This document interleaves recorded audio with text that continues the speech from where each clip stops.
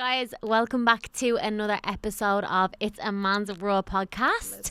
I have my gorgeous girl with me here today, and it's so funny, before we started this podcast, I was literally calling her Renee. She was like, Kira, it's Rena. And I was like, all right. So there you go.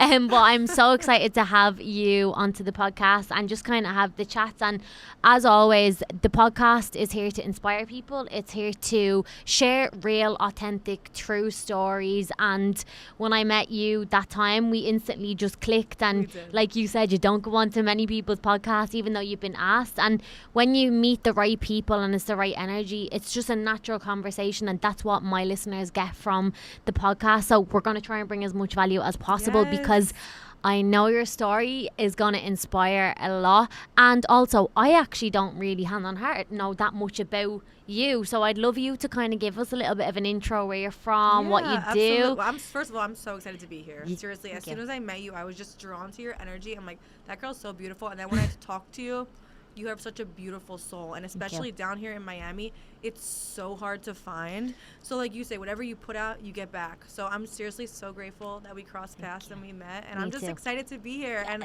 I was like, I've been so selective with podcasts, because I don't want to just sit there and just have like random conversations that don't mean anything, you know? So the fact that this is really something deep that's going to inspire and help people, like, I'm all for this. So I'm really excited. I'm happy to be here. Amazing. So where are you from? Like, I don't know your story. Like, how did you even get here? I know, right? Oh my gosh, I've always wanted to be in Florida. So I'm originally from Philadelphia, Pennsylvania. Yeah, and my parents are snowbirds, and we've been snowbirds are when they come to Florida in the winter. So we live in Philly, and then they come to Florida in the winter. So we would always come here in the winter, and I'm like, why are we going back home?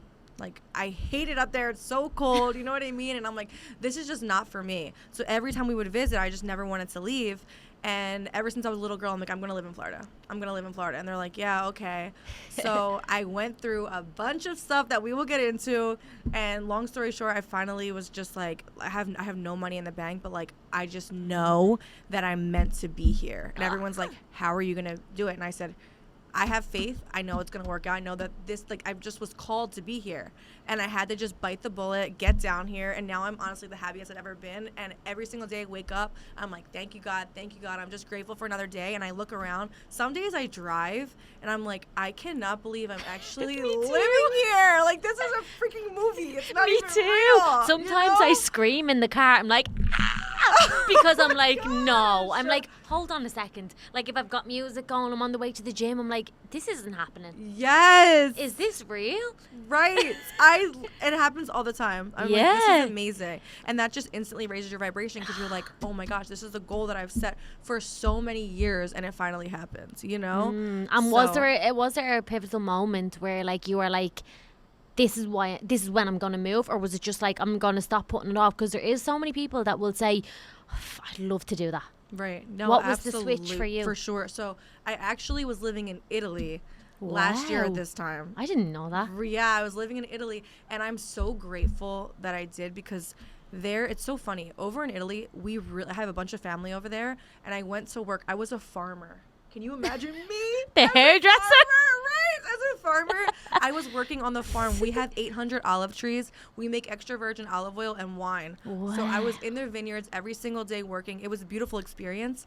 But I'm so happy that I went to Italy before coming to Florida, because you really get to know the real meaning of life and just what happiness is. Like, to happiness, some people is money and this and that, and I had that. Not at all. In Italy, we have no material things, and I've never been so happy. Like, there's so much joy and love around us, and that's just what's so beautiful. You know, I was living in like the smallest town, one little there's not even a gas station until you're out of town, like one restaurant, and there's like one little bar, and everyone just meets there, and it's so beautiful. It's a simplicity, you know? So when I was living there, I really dug in. That's when I even got more connected with my faith and myself, and I just was truly grateful for every day, just the beauty. I connected with nature. Like, living in the USA, living in America, it's so easy to just be fast-paced, especially down here. Time just goes so fast. Where did the days go? Right. How are we 2 weeks into the new year already? Like, what? This is crazy. Over there, it's so slow. We appreciate every little step, every moment. So I feel like living there before here was huge for me, because I could have easily came down here, got swept up in the lifestyle. You know? Yeah, you do. So You do easy your to thing, do. though. I've noticed that, like, and that's what I loved about you as well, because it is so easy to get pulled into your the environment. But like, I think people like stigmatize Miami, and it's like Miami is amazing. Yeah. It's absolutely gorgeous. Like, it's like when you know yourself and when you know the people that you want to be around, you can't get sucked in because you know what you want to do and you put yourself in the right circumstances. Is if you go the opposite, it's like anywhere. If you were in Dubai, if you're at home in Ireland, like if you're going to go into the drinking culture and going crazy, okay, well, I mean, they're the type of people that you're going to end up around. It's not like they're a bad type of people, but that's what your probably lifestyle is going to be. Right. And some people really enjoy that. And I don't like to point and say, okay, well, don't do this, but like realistically, does it benefit your life? And I weigh out everything. I'm like, is that worth my time? No. Okay, then I'm not doing it. You have to sacrifice. Mm-hmm. And that's what I've learned. Like, yeah, trust me, I get cravings to do this, that, and talk to this gorgeous guy. And I'm like, no. Especially when you're living here. I know. I'm like, no, Reen, this is a distraction. You do not want a distraction. But it's hard. I struggle with it all the time. People are like, how are you so disciplined? I'm like, I work at it every second of the day. You know, it doesn't come easy. It's lonely too. And it is. when you talk about faith, and this would be something that I wanted to touch on as well, because at home in Ireland, like the only people that would go to church or even in general practice faith is either when you're really sick and they say, I'll say a prayer for you, or I'll pray at that time. And for me, I just feel like that's a little bit too late.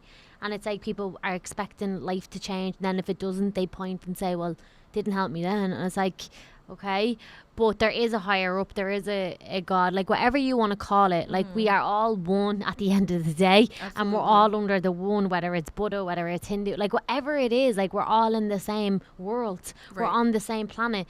So we'll touch on faith now in a second, but I just kind of want to know about like what you're doing, how did you get into the fitness industry, like where did all that start? This is a long, like, where do I even start? This is a long story. Tell me, I love listening. Okay, perfect. Fill me God, I in. love you. You're so cute.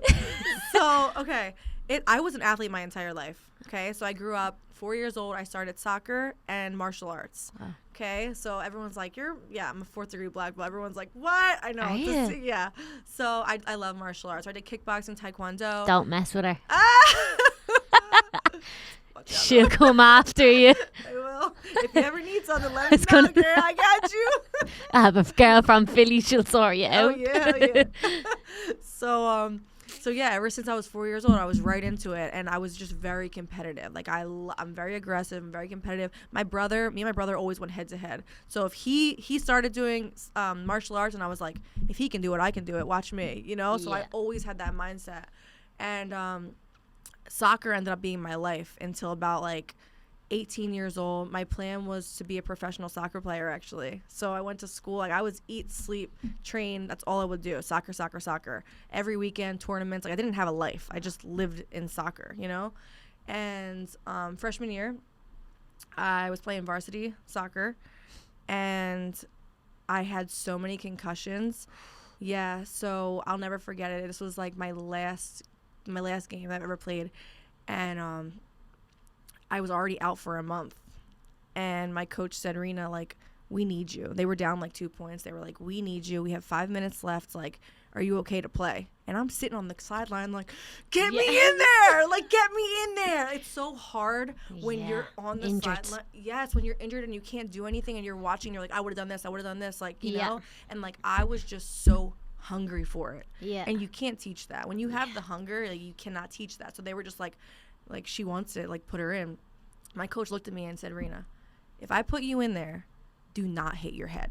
You were just out for a month. We cannot afford you to be out again, and you can't hit your head. I said, okay, I won't hit my head.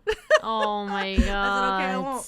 So he puts me in, and instantly me and this girl start fighting. Like, I was a dirty player. I would side tackle girls all the time. We were elbowing back and forth, you know? Yeah. So we were just like, she was like saying stuff under her breath, and I was like, this girl's going to get it. Like, she has no idea she's about to get it. Yeah. So the ball goes up, and we're like neck and neck, and the ball goes up, and she starts to go head for it, and I'm like, she's going down. I didn't go for the ball. I went right for her head. Boom. I headbutted her. She flew. Like, she had a the biggest size of a golf club. I woke up in the hospital. Oh my god. Yeah, and the doctors, like when I woke up, the doctors were just like, you can never play any contact sports ever again. Like, you're done. So like that's when my first like deep depression started, because I was like, that's my whole, what do you mean I can't, like, my whole dream, everything that I thought I was going to go to school for, I wanted to be a professional soccer player, like that's all out the window now. Like I was like, no, like that's no. And my parents were like, do you want to be a vegetable? Oh. And I was like I love my family so much, so just seeing how hurt they were, that destroyed me, you know. Yeah. But oh my god. Yeah, so that was devastating. Of course. For and sure. and I always say, like, I think that really puts into perspective being, I only said today on my stories, getting up, being able to live and function, eat, walk, like run, like actually be able to function like a healthy human being. We take that for granted, because if you injure yourself or your ankle rolls and you can't go for your steps or you can't go out for a run, you're absolutely devastated. So when such a big part of your life is taken from you and you think that's your dream, it's like life is over. Absolutely. You know, like my uncle, he suffered very bad, like with his mental health, and he took his own life. And yeah, and his ankle injury really sent him into a deeper depression than probably what had been going on, because he couldn't do what he loved to do, which was football as well. And being told that you're not able to do that, you can think and you can see from someone else's perspective, holy shit, we take small things for granted every day. Every single day. And what you just said is, I actually think this all the time. When you're healthy, you're just like, oh, whatever, just another day. Cool. Yeah. But when you're sick, like I had COVID 7 times. I did, like, or whatever it was, the flu, COVID. I had it 7 times. I was in bed for 2 weeks every single time. And all you want when you're not healthy is you're just praying to be better. Like, I just want to be better. I just want to be better. Yeah. But on those days that you're waking up and you're fine, you don't even thank God, or you don't even say like anything. You're just like, oh, it's another day. Yeah. That's why every single day since I had the near-death experience that I told you about, ever since that I actually lost my life, like I truly thank God every single morning. I wake up, I hold my heart, I say thank you for another day. Like, my heart is beating, thank you. I'm healthy, thank you. Because when you live in gratitude, you get more blessings. You know what I mean? Yeah. And you cannot take that for granted. No. And so many people do. For sure. And it's crazy when you do think about it. It's like every day, like, don't, like, as much as you might be tired and all, don't complain about the small things, because I always say the person next to you always has it 10 times worse. Yes. And you just don't, you're upset about a spot on your face, or you're upset because like, your hair didn't go a certain way, or you're on your period, and some people can't even get their period, some people can't even reproduce as a woman. Like, don't take the natural things and the things that we live with, which is our beating heart and our body, for granted. You can't. Absolutely. You know, and like that has obviously led you, though, your determination and like this is the importance, I feel like, of a sport and a hobby and passion and purpose from a young age, that you're naturally competitive in a lot of areas in your life. So like you went on and done bodybuilding and stuff, didn't you? So this is how it led to that. Yeah. So ever since then, I was like, oh my gosh, what am I going to do? So I started coaching, and I couldn't do it. I'm like, I can't be on the sidelines and not play. It was too much. Yeah. So then I started teaching kickboxing, and I fell in love with that, being a coach. So I've been a coach now for 16 years. I teach kickboxing, spinning, booty classes, HIIT. I teach all different variety of fitness classes, and I love that. And then my aunt was a professional bodybuilder. So I would say age 19, so this was like right after everything, 19, she contacted me, and she was like, Reen, like, she's like, ever since I've known you, like, you're the way you're so competitive, and she's like, I know you really wanted to play soccer, but she's like, but the way my legs were always very developed when I was a soccer player. She's like, the way that your physique is, and you've never even weight trained, is insane. She's like, can you just come train with me and like see how you like it? And I just fell completely in love with bodybuilding, because it's you versus you. Like, you look in the mirror, and that's the only person you're competing against every single day. Yeah. And I actually did a Paige Hathaway challenge. I don't know if you know who Paige Hathaway is. Yes, I do. Yeah. She got me She's still going. She's incredible. She's incredible. She just She's keeps my idol. going. Yeah. So I started with her 30-day challenge, and Right. this is how I got into my 30-day fitness. Wow. So I did a 30-day challenge at 19 years old, and I was like, holy shit, I had abs. Like, I was like, this is crazy. In 30 days, what you can do, you know? And I felt alive. I felt really good. I felt confident. And my aunt said to me, you should try bodybuilding. And I was like, I don't know. I don't want to look like a man. Like, you know? Yeah, the usual stigma, isn't it? Yeah. And she's like, no, like, you can do figure. That's what I did first. So my first show. So I said, okay. So she's like, I'll hook you up with my coach. She's the best coach in the world. I went all the way down to, I'm from Philly. I went down to Virginia every week to train with this woman. She doesn't take any new people, but she was friends with my aunt because they were professional bodybuilders back in the day. So I trained with her. She was amazing, but she was the kind of coach that wasn't like, she would really push you. And it was kind of like mental abuse, honestly. Like, I would go there every week, and you know what she called me, my nickname? Chunky Monkey. Oh my God, that was my nickname. What? And I was this big. Oh my God. Like, if you see my pictures from my first show, I was tiny. She's like, Chunky Monkey, what did you have, a whole carton this weekend? Yes, that's what They she don't would care do. though, but they say it as it is. That's why they're so resilient, bodybuilders. Yes. They are, like, they're coaches. Like, they know if you can get yourself diced and get yourself to a sick, lean position, like, very lean. Obviously, sometimes it's not sustainable, but, like, you know, it's not. But if you can get yourself there with discipline, like, you feel unstoppable. You're like, I could do anything if I could do that.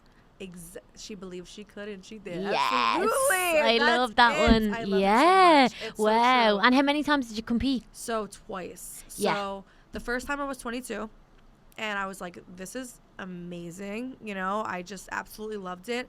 Then I met my ex-boyfriend at that show. So I stopped, and, you know, when you're in love with somebody, you put all your energy into that. So that's what I did. I actually went to Italy right after my show, and I was like, fuck this, I'm done. Like, I trained every single day, 2-3 times a day for 4 months to try to get this show. I won first, second, and third, so I did great in my first show. Amazing. And then I was like, I need to eat. Like, I'm going to Italy. I went to Italy for 2 weeks. I came back 30 pounds heavier after that trip in 2 weeks.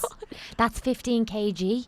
Yes, in 2 weeks, because your body is in starvation mode. Oh my God. So when you're starving yourself, and guess what? I took my girlfriend. She's like, Reen, put the food away. She's like, every time I see you got a mortadella sandwich in your hand. I said, yeah, because I can. She's like, we just had a 7-course meal. I'm like, I know, but, like, I didn't care. My God. Yeah, and then you'd say you don't care because you're like, I've done it for so long, it's not going to kill me. But it starts catching on you, and your body was probably holding so much water, was it?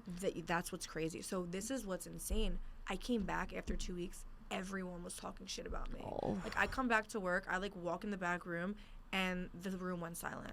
And it's like that was like the most painful thing. Yeah. Because I'm like, holy shit, they treated me so good when I was in this amazing, beautiful shape. And then when I come home, I'm like, I ended up hitting 200 pounds. I'm 5 foot. Wow. Yeah. Really? Yeah, I was big. Like, I was a big girl and I've always been an athlete my whole life. So that's so hard on your head. Yeah, I was really messed up.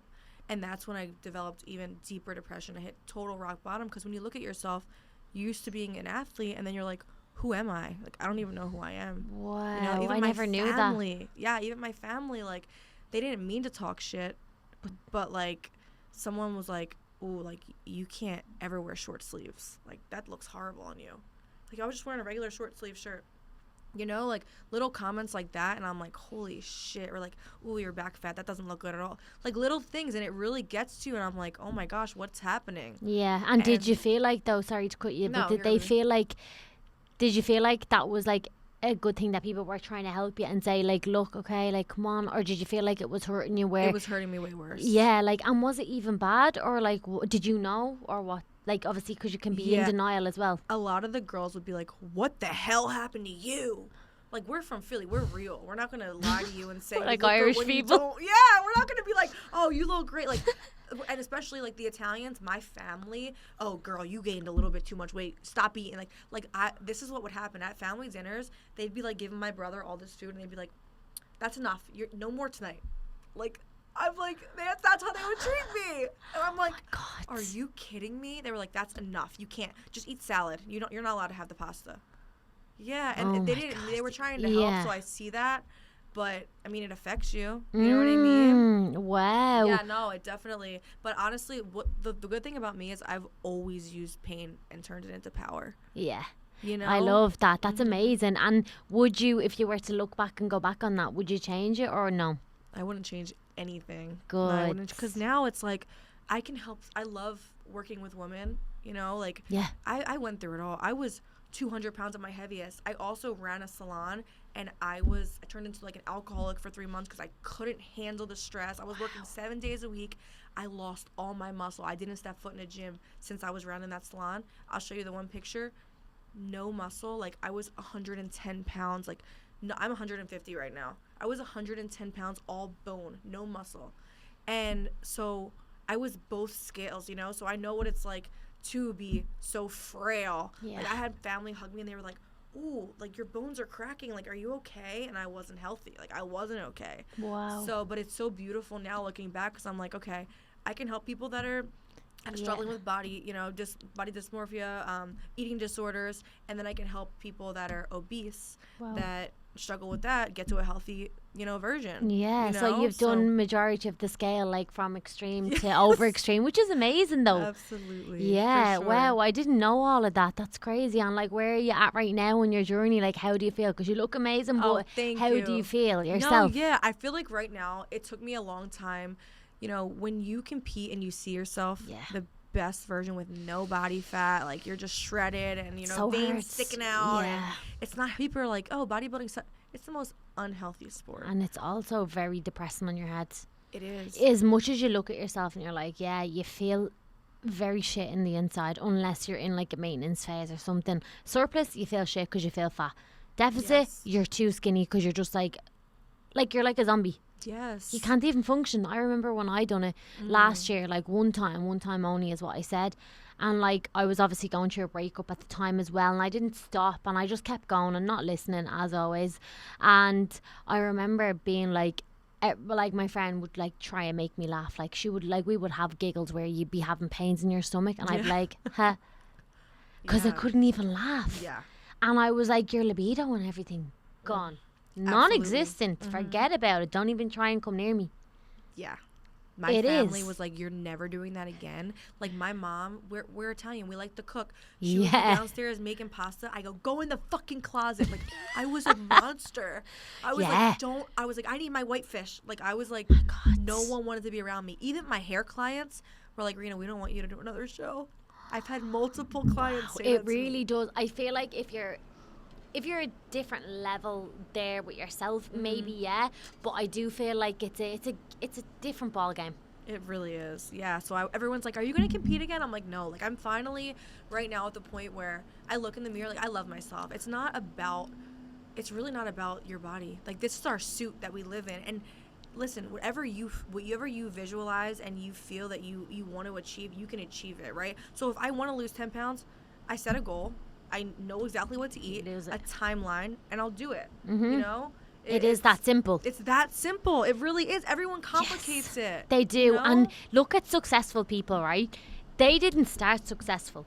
So if you can like close your eyes and if you can imagine, okay, what were the steps that they done to get there? Majority is on YouTube. Everything is on ChatGPT if you want to look it up. Right. Some people are selling their blueprints, or actually they're giving it away for free.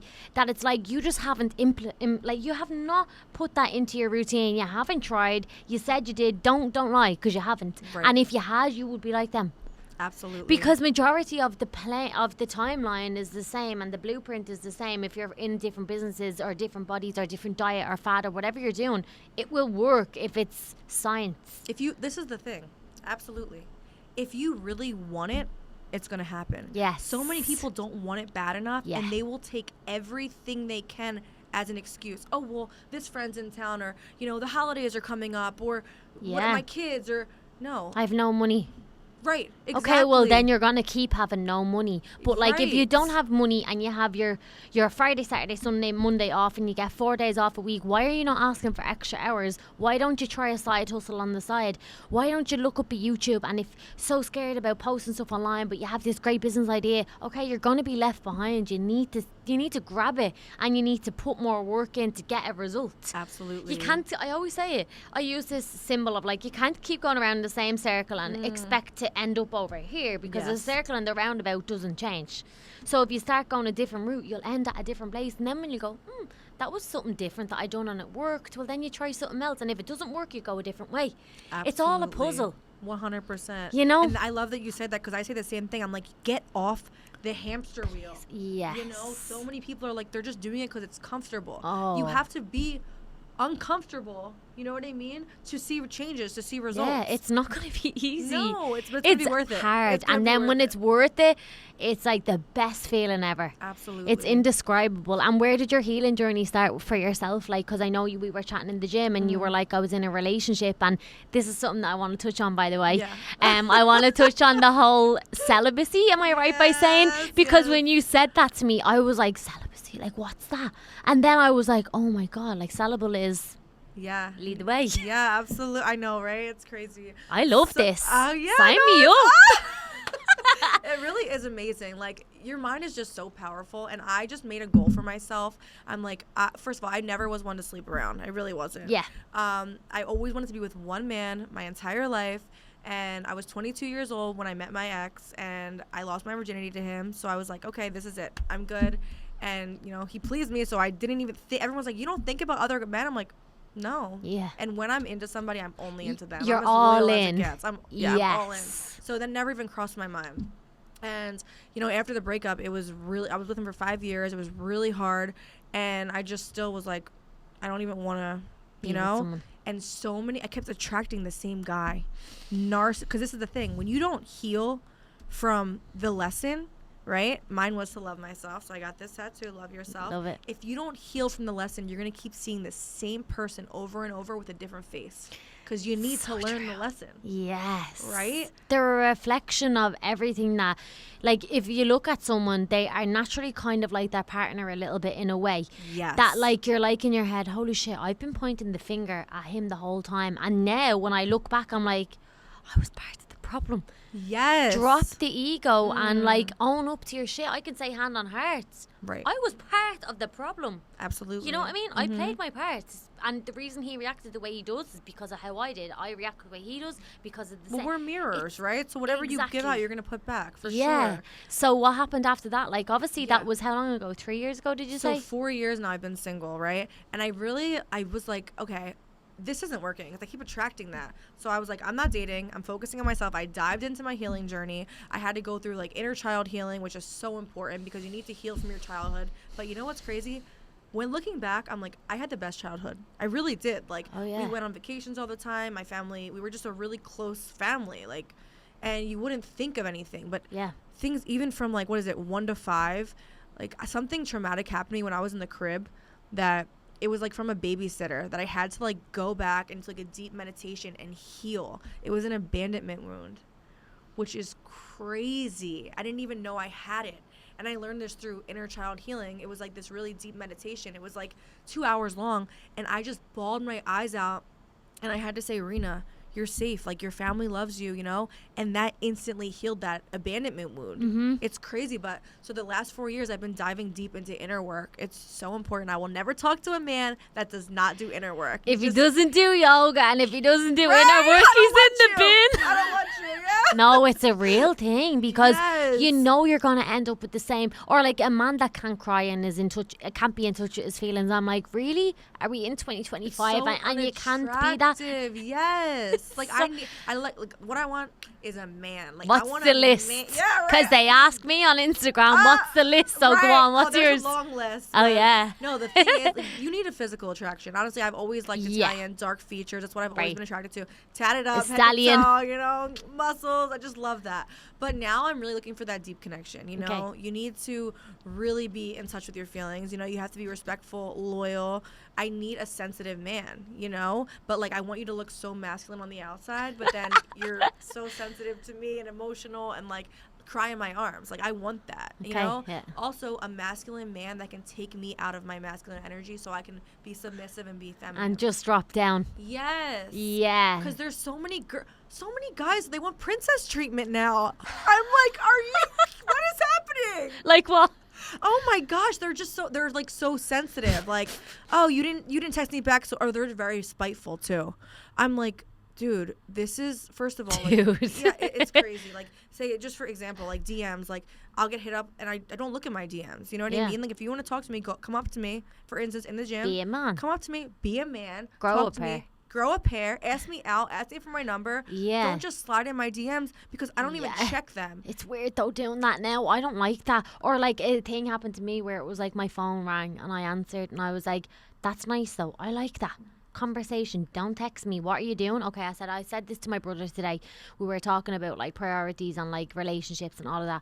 And I was like, I'm only ever in two places. Right? Number one, with my laptop working somewhere. Mm-hmm. Or number two, I'm in the gym. And if I'm not in the gym, I'm with my laptop. If I'm not with my laptop, I'm in the gym. Right. I'm never anywhere else. Don't ask me what am I doing, especially not on a weekday. Because I'm busy. Yeah. Who asks people what are they doing on a weekday? Oh. I'm like, WYD. I'm like, dude, are we in middle school? Like, I can't. I love it. Be a man. Pick up, call me. Have a deep conversation with me. Like, I need you to stimulate my mind.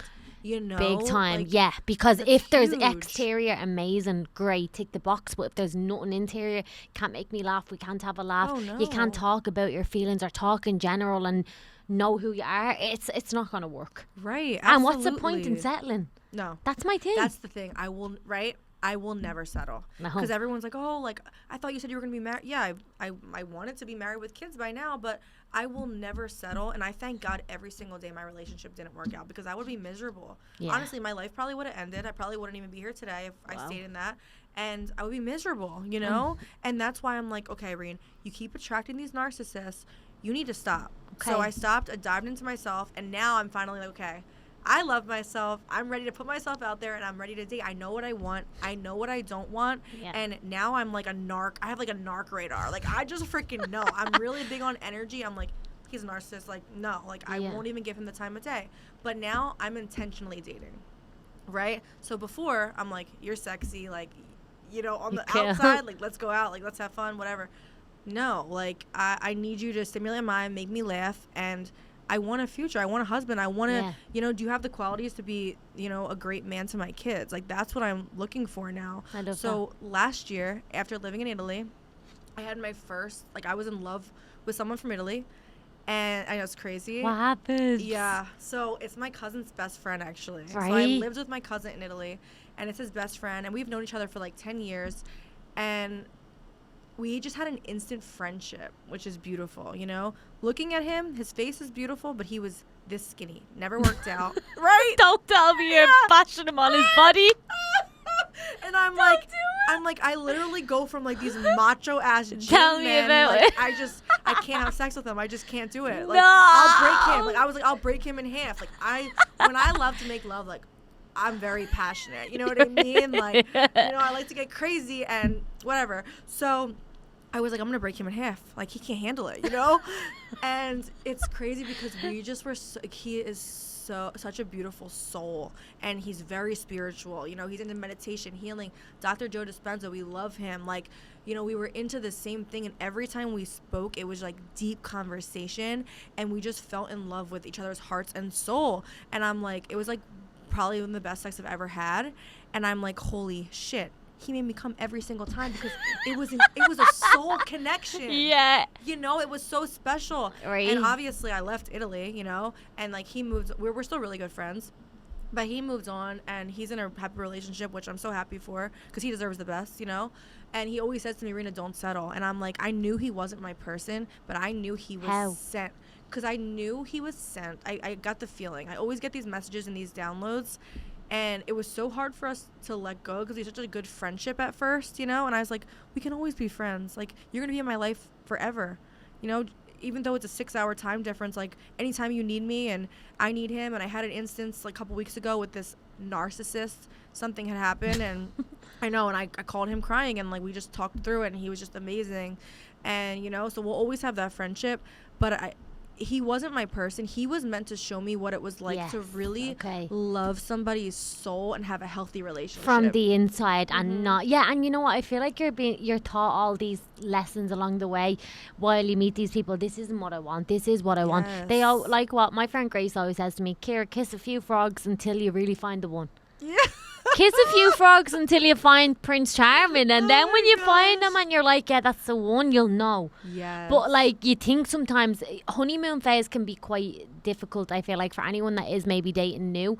It can be a weird one because like you're so infatuated with someone because it's new, it's exciting, it's thrilling, you're like, oh, I love this he's amazing, and then you start to get to know them a little bit more and you're like, I don't want this. Right. And it's okay to say that, but like, be honest with yourself and don't just stay somewhere because it's comfortable or you don't want to upset the other person. I done that before, and it's not a good place to be in. And you see it all the time. Because it gets deeper and you're like, why did I not? And then it's harder to leave. Exactly. It's harder to leave, and the families are affected. Everyone is, you know? Yes. That's why you have to choose you at the end of the day, no matter what. For sure, yeah. I love that. Yeah. But when you say celibacy, like, explain that to, obviously, my listeners. They won't really understand. Yeah. Well, they may, but like... So I feel like most people, they're doing it for God. Like, I made a promise to myself. And for me, energy exchange is real, right?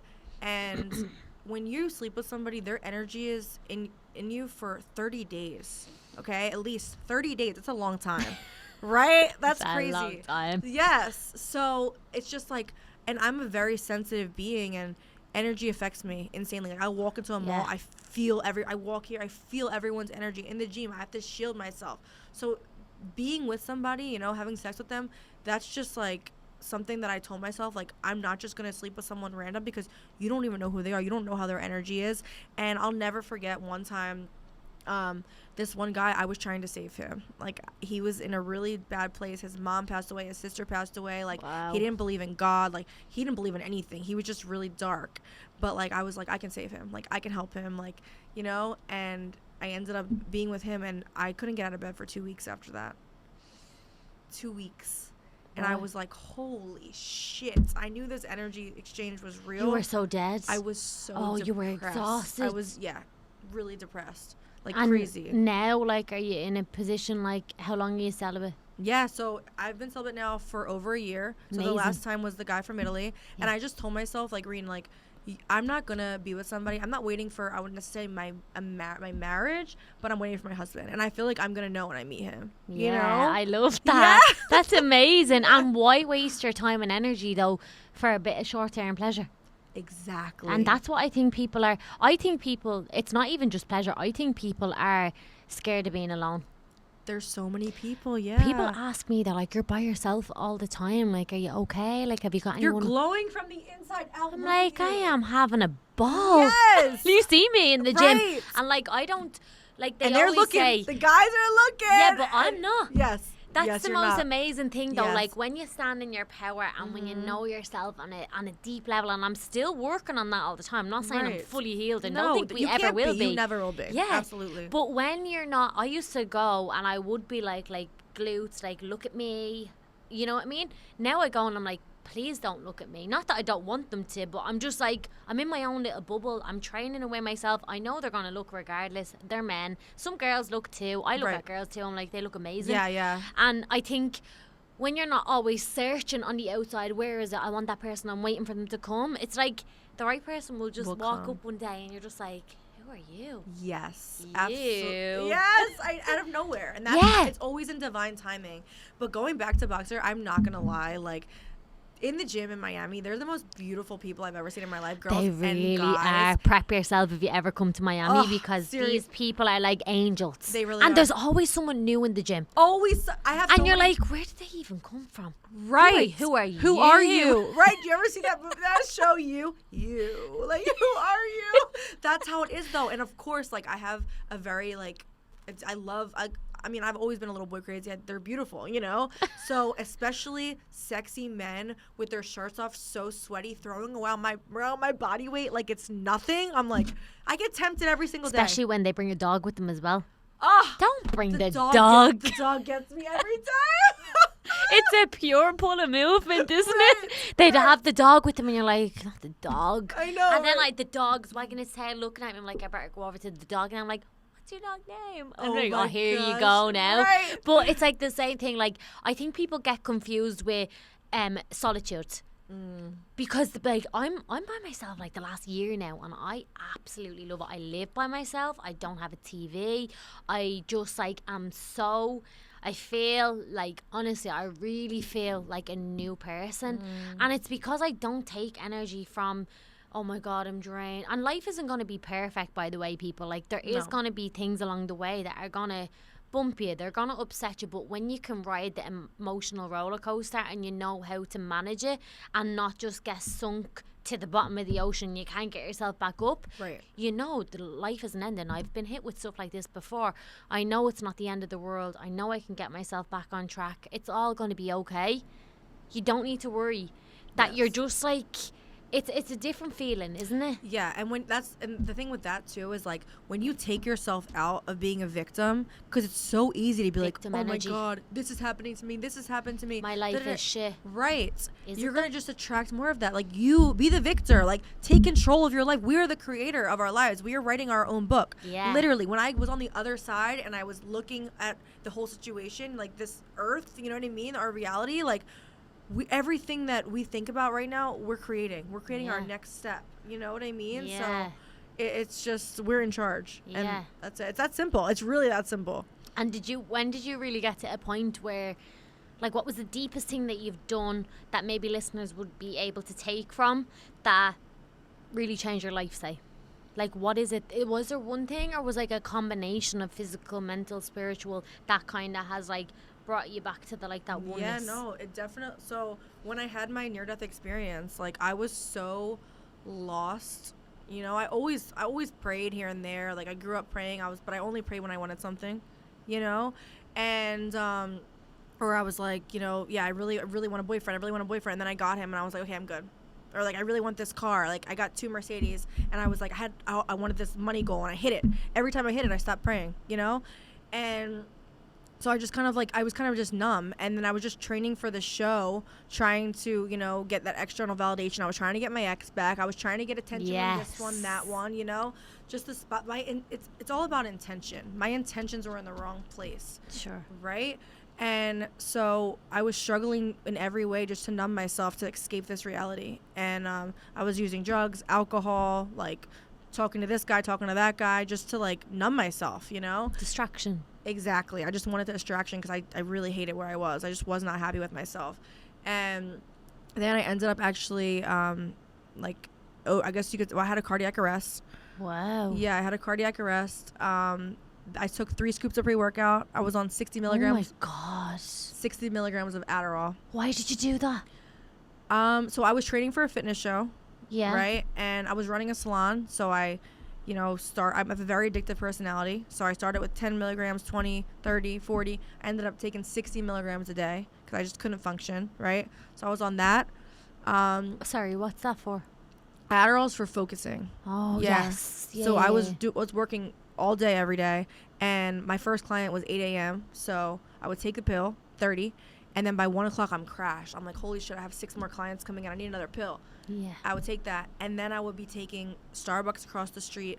Venti, it's like espressos. Americanos. Right. I would just double espressos like all day. So I would have that. Band on my heart. I would do Monster energy drinks. Oh my god. I had so much. And I was on Anavar and Clen for my show. So you're so honest. I love this. Like, yeah, wow. It's true. I'm like it took me so long to like see, and I'm like, okay, I was meant to go through all of this to help people that are struggling with anything. I said, abuse on your body body, image, abuse. substance. You know, like I was addicted to fat burner since I was 13 years old. Like ever since I could get my hands on it, because like ever since I was a little girl, I had body dysmorphia. You know, when you look up at these skinny models, like I always wanted to be a fitness model. That was my dream. You can't. You're too short. You're too this. Guess what? I was a fitness model. Like I made it happen. You know, but it's seriously, it's like when you put this stuff in your head and it's like you want to get skinnier, and there's no easy pill. There's no easy way out. But you think that, you know, you think that with all the advertisement and everything.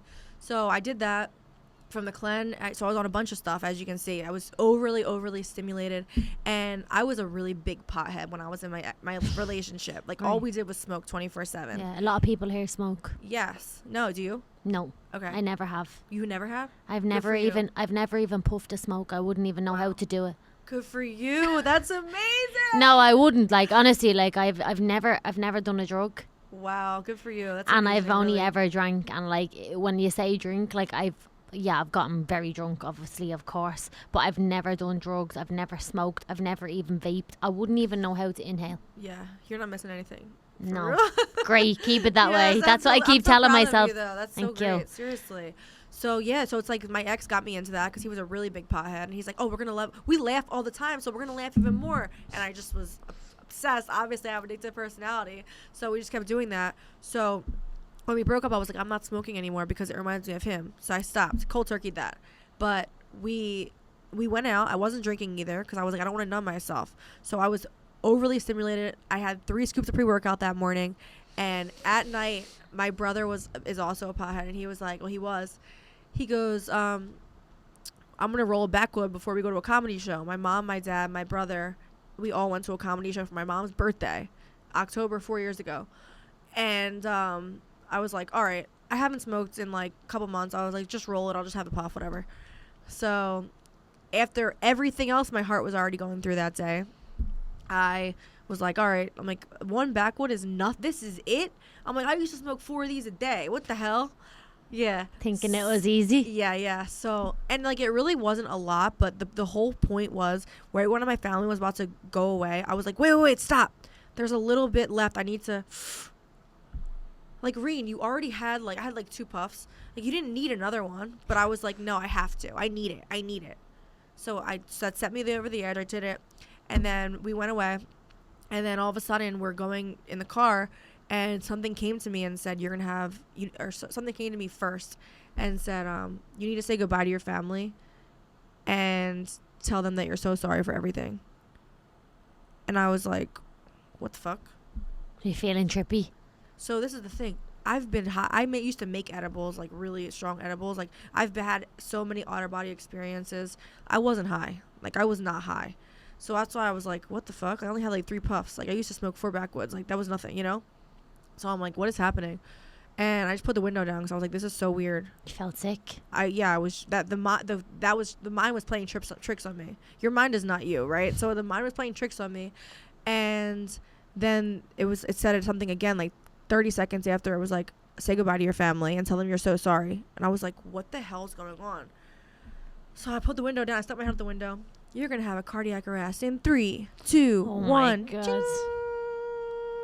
And I just heard, and I was like out of my body.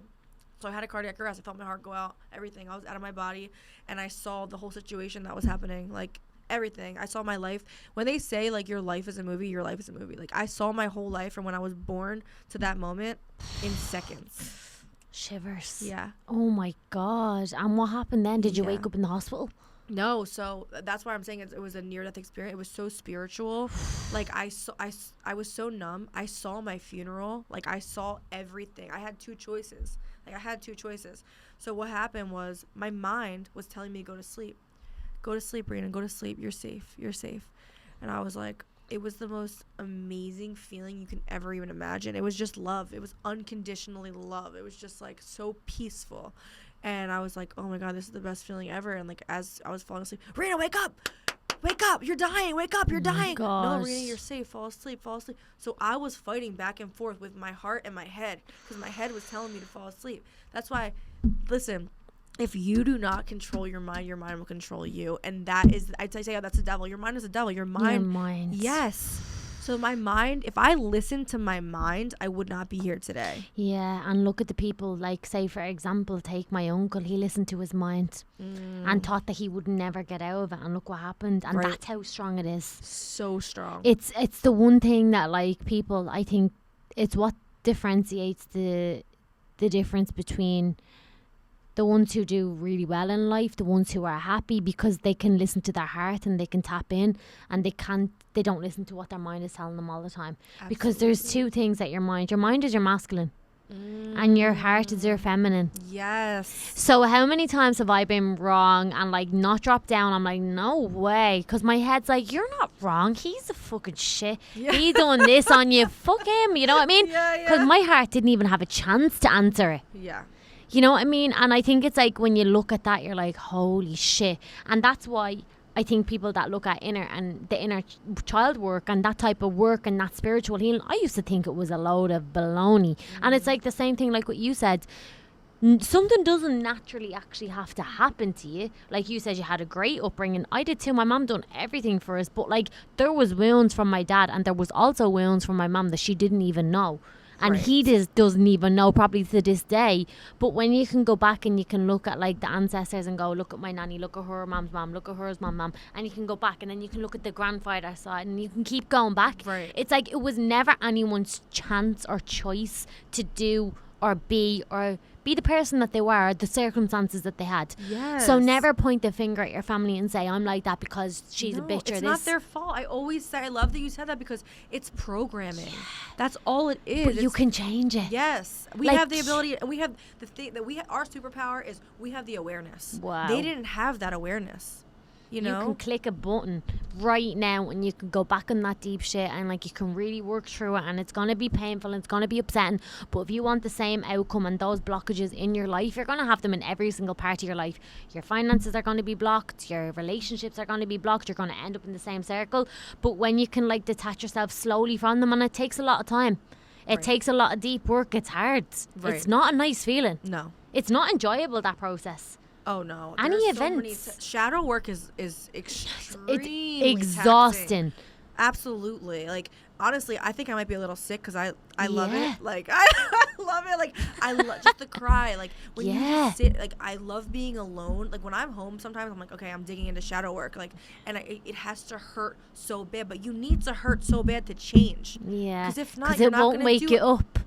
Yeah, exactly. You do. You really do. And I love that, like, we've obviously touched on this and, like, your story and, like, how your whole life has changed in comparison to 4 years ago, and that experience and the circumstances and the goals that you're working towards and looking for that exterior motivator nearly, or, like, kind of acceptance of everyone around you. Where are you at right now? Yeah. So the main thing is I'm no longer looking for external validation, you know? Like I truly like show up for myself and I love who I am, and like I talk to the creator, you know? I talk to God every single day. I walk in gratitude. And like I said time again, it's like when you walk like that, when you have the mindset of like, okay, I'm truly grateful for this, and like I get messages all day every day from him, you know? Like I need his approval and the love from my higher self, you know? Like that's it. I don't need anybody else's approval or validation. Like for example, I've always wanted to please my parents, and I'm really good at doing hair. I've been doing hair for 16 years. They want me to own a salon, run a salon. I've ran a salon, I've done that, and I was the most miserable I've ever been. Yeah. No. So that's there's something there. Yes. Look at that. You were doing that. Yes, you were amazing at it, and they want you to keep going and be this and that, but you weren't truly happy. And what was that? It was because you were aligning your life with what they wanted you to do. Yes. I was following my mom's dreams, you know, not mine. And that's why, like, most people will be like, you're crazy for going to Florida. No, like, listen, God put this dream in my heart for a reason, okay? And no one needs to understand that except for me. And guess what? Yeah, right now I might not be in the financial situation that I'm at, but I know I'm going to get there. Like, and you don't worry about it because you're going to work your way there. Guess what? Every single thing I've ever wanted in my life, I've got it. You know why? Because I believed it. Yeah. And this is no different. Yeah. You know, so I just keep showing up for myself every single day. Yeah, like this morning, I'm a huge advocate for you win the morning, you win the day. Yes. Right? This morning, I did not win the morning. I was struggling this morning, and I'm like, I'm not going to let this room. I got a long ass day. Time to reprogram. And that's exactly what I did. I went outside 5 minutes and I just ran. I moved my body. And guess what? Movement That's all. Intention and movement. That's all you need. And boom. Mother Nature. Yes. It is. It's like, I actually done this thing last week where, like, obviously at home, everyone is like a couple of hours ahead of me. So when I wake up, I've got my normal phone and I've got my work phone. But when I wake up in the morning, I'm like, that phone needs to go into a drawer because it's going to send me over the edge when I wake up.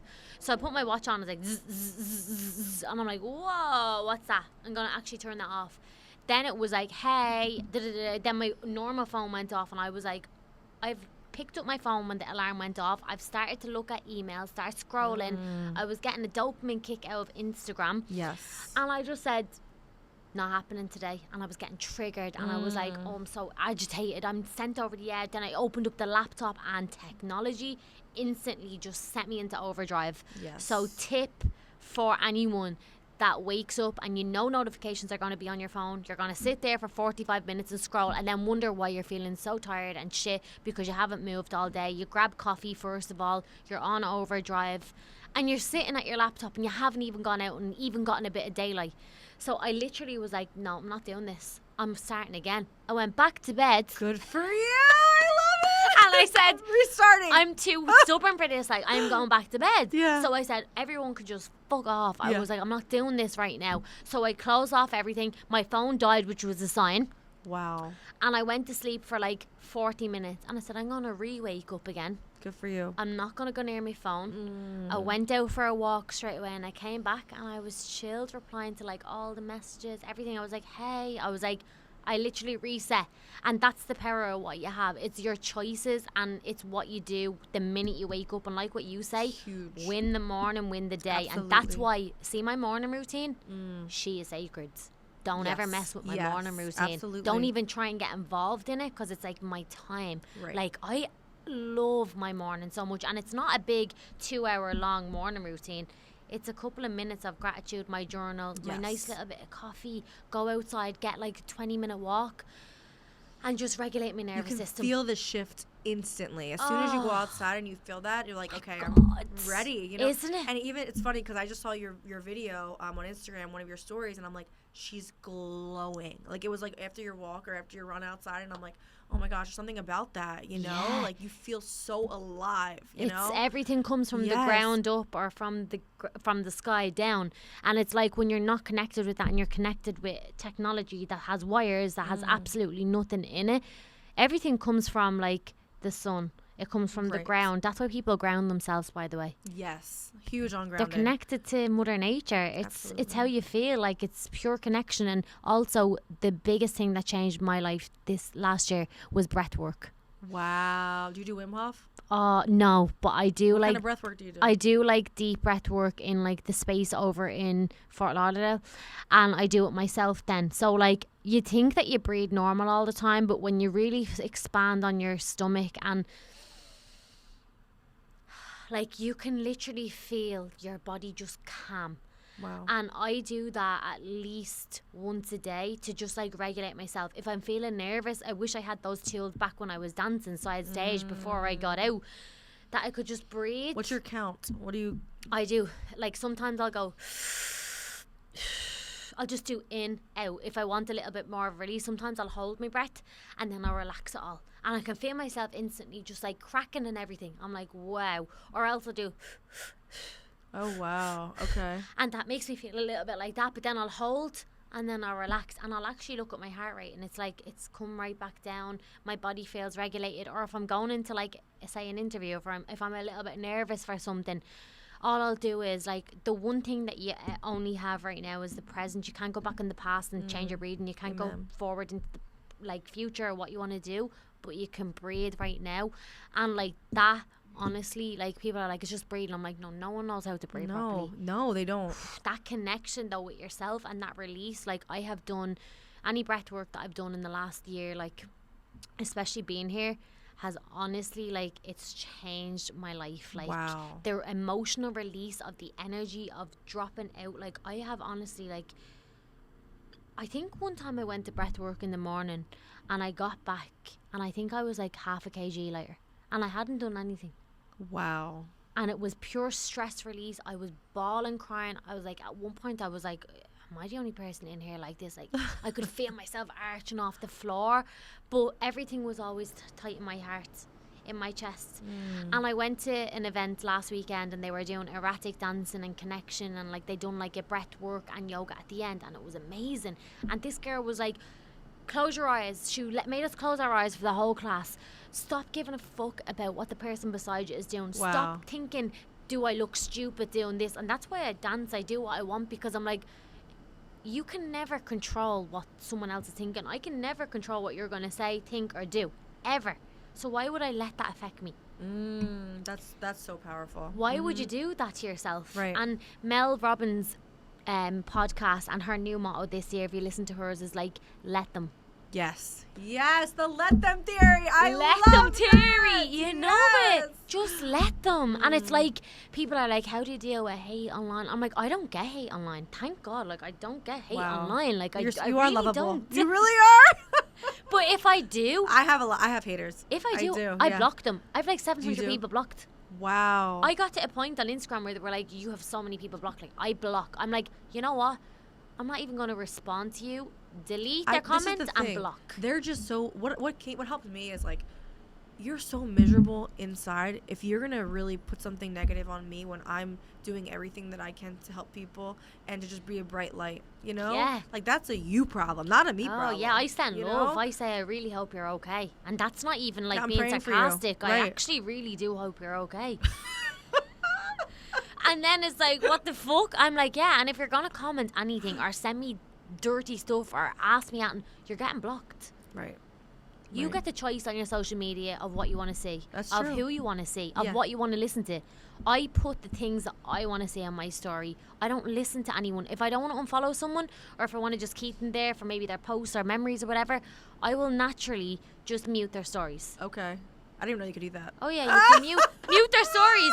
You get to choose on the top of your grid I what you love want that. to see every day. And if I someone's love stuff that. is like, I'm like, that's stupid, look at them going on. I'm like, why would I annoy myself like that when I have the power and the choice right now to just mute? You don't have to unfollow, you don't have to do it, and it's just like, cool. Right. It's like, it's right. all right. You're in control. I love that. It's your Instagram. That's the thing, though. When you wake up, though, I'm going to go back to what you said here, and you go right to your phone. Instagram is a highlight reel, right? So most people, 99% of people, are posting, oh, I went on this beautiful yacht party, and I went to this vacation and that vacation. They're not posting real life, you know, or they're editing the shit out of themselves, and it's like, this isn't real. But when you first wake up and you're scrolling through and you see that, you instantly feel like shit.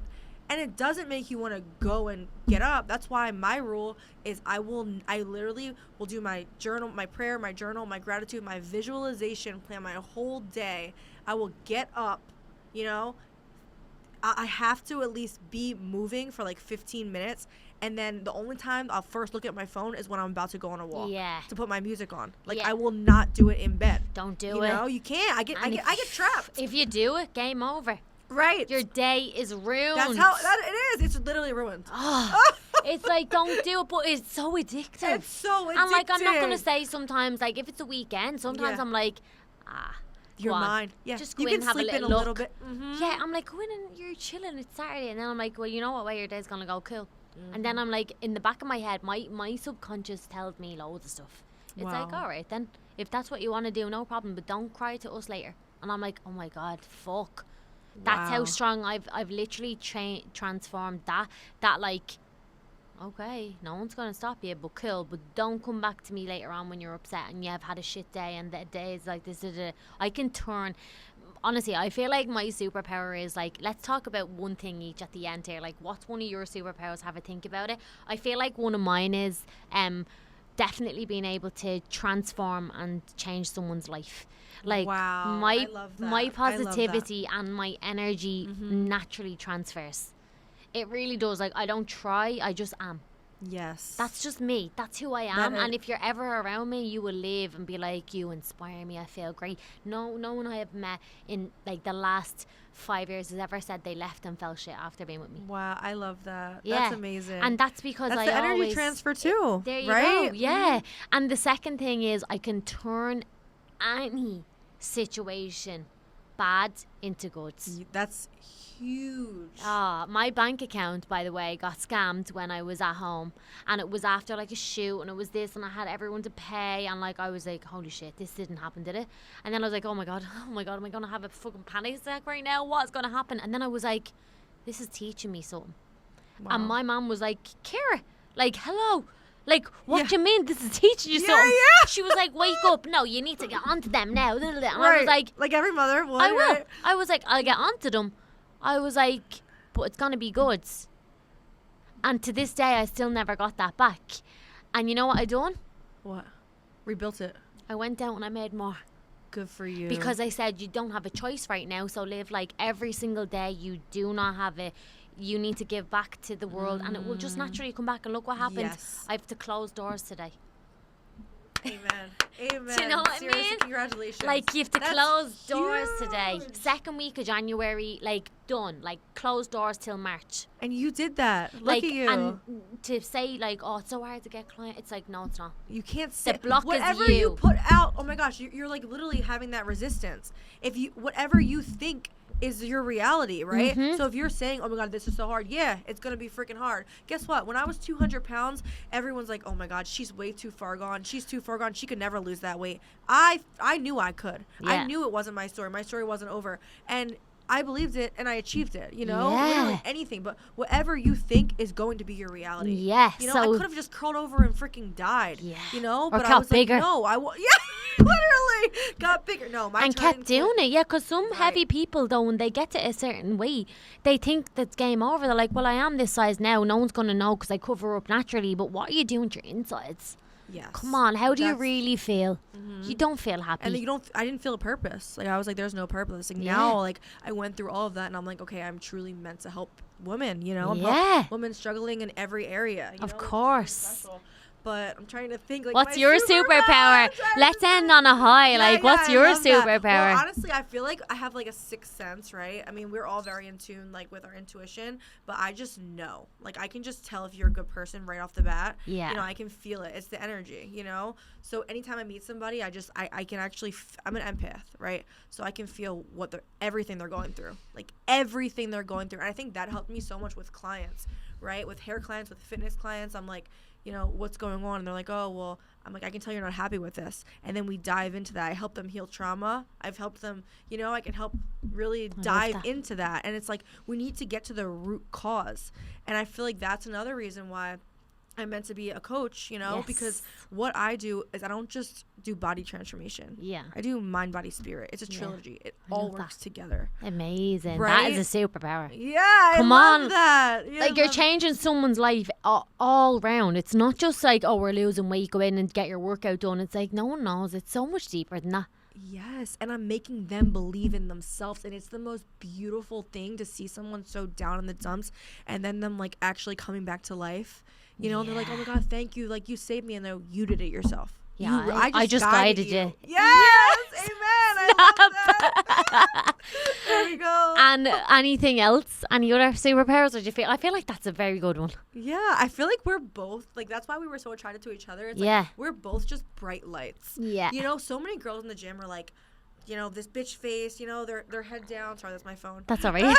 And like we just naturally are like I'm like, oh my god, you're beautiful, like you're this, you're that, and we bring each other up. We and do, that's just yeah. such a beautiful quality to have, you know. Like, there's no jealousy. Like I said, it's Yeah. you versus you. Like, I want the best for you. Like when you said that about your business, I was like, go, we need to celebrate. Yeah. Like, go girl, you And know? there's the difference. So when someone celebrates your wins, you know they're going to help you win even more. Amen. But let's talk about, like, just to finish. Yeah. When you say that, like, I had said to someone, I had to close doors. It's like, oh, good or something. And I was like, wait, what? How does that response even make sense? Because it wasn't genuine. It was nearly jealousy. And that's what you can feel. So in my head, I was like, that person couldn't be jealous. And then I was like, they are. I was like, there's the answer. That's an internal thing, but I already knew that internal thing. Do you get me? Yes. But it just reflected straight away in how they respond. So, like, there's different signs that you can always take from people. When you're good with yourself and when you've been through, like, different phases and, like, you're still learning, you know how to work around people. Yes, and you don't. Nothing is ever personal. That's Never. something that was Yes. huge for me. because I've always was like, you know, living in the lack mindset, or, you know, those programs that I had to break. It's like, oh my God, they're attacking me. Oh my God, they're thinking this, and they don't like me. Nothing's ever personal. You made that up yourself. Right. Yeah, they're not even thinking about they're you. They're not. Like, when calm down, they're busy. Right. And so many, yeah, exactly. So many girls are in the gym. They're like, can you come to the weight section with me? I'm afraid. I'm like, no one in this gym is thinking about you. They're looking at themselves. They're thinking about themselves, their gains, what they're trying to do, what they're going to eat for lunch. They're not thinking about you, you know? It's just we get into our own head, and that's the thing. Like, our mind is, if you don't learn how to use your mind's going to use you, and that's it. And it's so strong that you will find it impossible to tap back down. So that's something we would take. Oh, for sure. So I feel like this episode nearly needs to be like mind, faith, or like, I don't know. I need to like rename this. We didn't really talk about faith though. Like, I think mindset, you know, I think mindset it's mind. Everything. Yeah. Like faith is like a touchy subject, I feel, because there's so many people that are pulled in different directions. And why do you believe that? It's like, listen, at the end of the day, I'm not going to put my belief on you. You're not going to put your belief on me. Huge. It's not. You said that to me in the gym. You were like, whatever you believe in, it's cool. As long as you believe in something. Like, for me, atheists, like, that's something that's just like, you have to, like, how do you not believe in anything? Like, there's a lot of that at home in Ireland. They don't believe in anything. There's too many signs. There's too many blessings and miracles. Like, how do you not believe in anything? Yeah. That's the only thing. But, like, I don't care what you call God or what you call, as long as you believe in something, you have to have faith. You know, you have to have faith. Yeah. You know? I remember my mom said that to me only a while ago, like a couple of years ago, when I wasn't even connected, and I was like, faith. I was like, what are you talking about? No such thing. And I just literally looked at that there, and it said 111222. There you go. You know what I mean? Like, there's signs everywhere. There's so many different things. But guys, honestly, like, we could go on about this forever. We probably need a part 2. We do. But that was probably one of my funnest episodes that I've done. Oh my gosh! So that was my first one. It was so exciting. You were honestly amazing, and I'm honestly so proud of you as well, and so grateful that I've met you as well. And me too. I can see like it's going to be your year. Oh, you too, babe. For you sure. Close doors, like there's just more blessings. God, we're so we'll tiny. Do it again. We're so short. It's a 5-1 girl problems. But guys, what I will do is I will leave your Instagram below. I'll leave any questions or anything like that you have for us. You can pop them below. Make sure you tag us when you do watch it as well. And thank you so much for coming on. Thank you so much for having me. This was so much cheers fun. to this year. We need to do. I do this thing sometimes with guests that when I really enjoy the podcast, I get them on a year later and see what's changed. I love that. Let's see. Oh, I'm so excited. Thank you for coming on, guys. Thank you for listening, and we will see you on the next one.